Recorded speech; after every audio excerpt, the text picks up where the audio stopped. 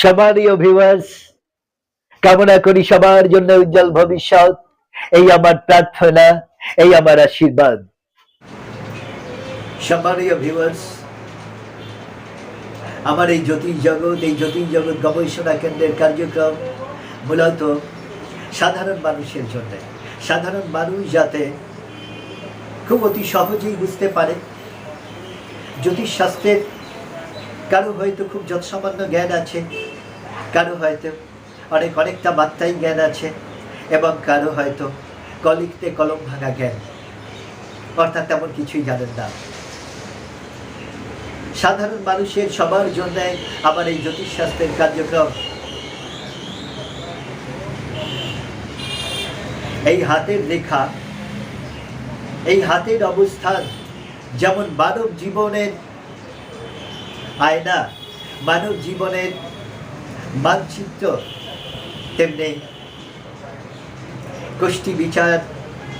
গোষ্ঠী বিচারের মূলে মানুষের জীবন আলেখ্য, জীবন বৃত্তান্ত রচনার মূলে যে সূত্র ধরে সবচেয়ে বেশি নির্ণয় হয় তা হলো গোষ্ঠী বিচার বা জাত চক্র বিচার। আমরা পশ্চিমবঙ্গের মানুষ সাধারণত পূর্ব ভারতের গোষ্ঠী চক্র, পূর্ব ভারতের জাত চক্র বিচার করে থাকি। অর্থাৎ এখানে বিংশোত্তরী দশায় আমরা এই জাত চক্র বা গোষ্ঠী বিচার করে থাকি। এখানে অষ্টোত্তরী দশা অন্তর দশায় নয়, বিংশোত্তরী দশা অন্তর দশায়। তো আমরা সর্বপ্রথমে আমরা একেবারে গোড়ার জিনিস, একেবারে গোড়ার বিষয়সমূহ একেবারে অকখার পর্বে আমরা প্রথম একটু দেখে নেব এই জাত চক্র বা গোষ্ঠী বিচারের সূত্রগুলো, অকখা লেখার সূত্রগুলো কেমন। তো আসুন,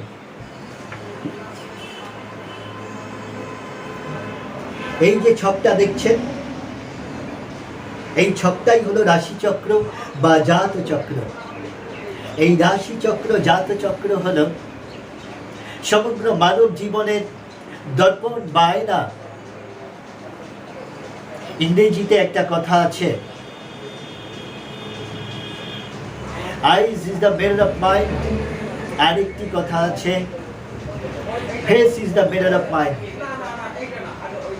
মানুষের চোখ এবং মানুষের মনের ভাবমূর্তি বলে দেবে সে কোন চরিত্রের, কোন আচরণের, কোন স্বভাব বৈশিষ্ট্যের।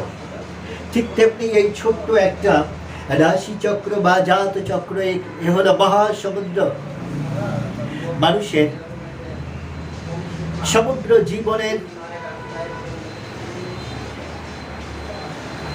এটা মহাদর্পণ। জীবন বৃত্তান্তের, সমগ্র জীবন বৃত্তান্তের এক মহাদর্পণ। আমরা প্রথম হাতে খড়ির পর্বে আমরা দেখে নেব 12টা রাশি এবং 9টা গ্রহের অবস্থান।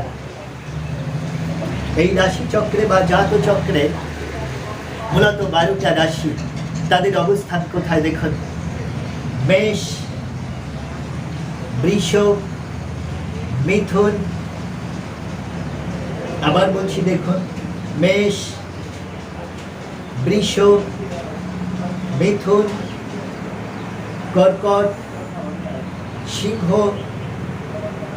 কন্যা, তুলা, বৃশ্চিক, ধনু, মকর, কুম্ভ, মীন রাশি।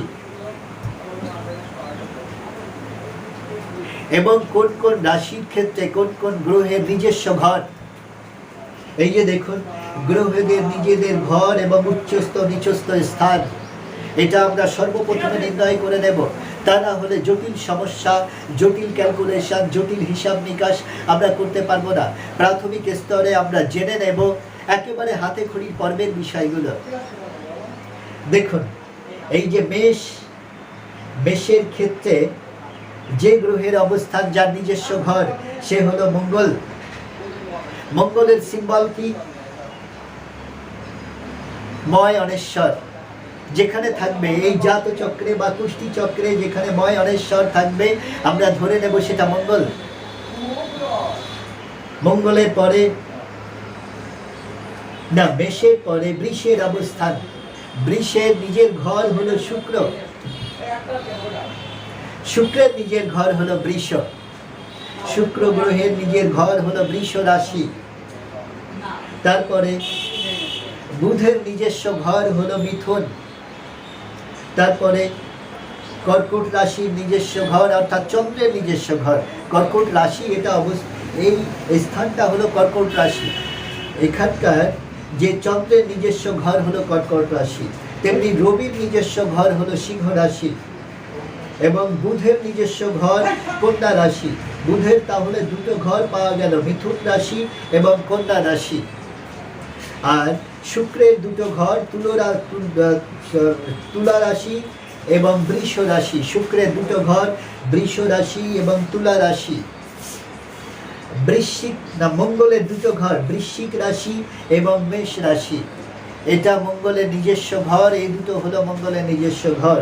এবং বৃহস্পতির নিজের ঘর হলো ধনু রাশি এবং ওদিকে মীন রাশি।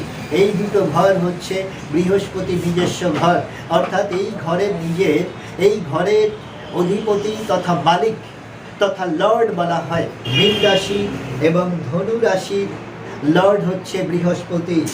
আর মকর এবং কুম্ভ রাশির অধিপতি হলো শনি, অর্থাৎ শনির নিজস্ব ঘর হচ্ছে মকর এবং কুম্ভ রাশি। এই দুই স্থান হলো শনির নিজস্ব ঘর, অর্থাৎ এই দুই ঘরের হচ্ছে মালিক হলো স্বয়ং শনি গ্রহরাজ শনি। এত গেল এক। এবার আমরা দেখে নেব এক এক রাশিতে কোন কোন গ্রহ উচ্চ অবস্থায় রয়েছে, অর্থাৎ সুউচ্চ অবস্থায় রয়েছে। এবং এই গ্রহগুলো যদি সুউচ্চ অবস্থায় থাকে, যে যে রাশিতে সুউচ্চ অবস্থায় থাকে, সেই উচ্চ রাশি, সেই অবস্থানে সেই গ্রহ সর্বত্রই ভালো ফল প্রদান করে থাকে। এবং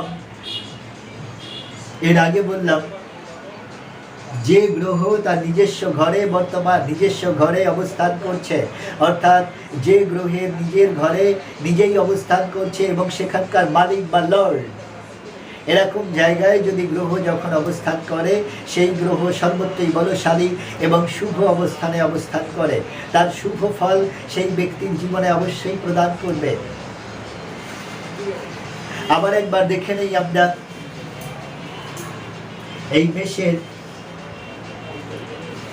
এই মেষের ঘরের অধিপতি বা মালিক হচ্ছে মঙ্গল। বৃষের ঘরের অধিপতি বা মালিক হচ্ছে শুক্র। মিথুনের মালিক বুধ। কর্কট ঘরের মালিক হলো চন্দ্র। এই সিংহের এই ঘরের এই রাশির মালিক হচ্ছে রবি। কন্যার মালিক, এই ঘরের মালিক হলো বুধ। তুলা রাশির এই ঘরের মালিক হলো শুক্র। বৃশ্চিক রাশির ঘরের মালিক হলো মঙ্গল। ধনু রাশির এই ঘরের মালিক হলো বৃহস্পতি। মকর রাশির এই ঘরের মালিক শনি। কুম্ভ রাশির ঘরের মালিক শনি এবং বৃহস্পতি ঘরের মালিক হলো মীন রাশি তথা এই ঘরের মালিক হলো বৃহস্পতি। এই যে 12টি ঘরে যে গ্রহ অবস্থান করছে, এই ঘর হলো তাদের নিজস্ব ঘর, তাদের নিজস্ব স্বক্ষেত্র যাকে বলা হয়।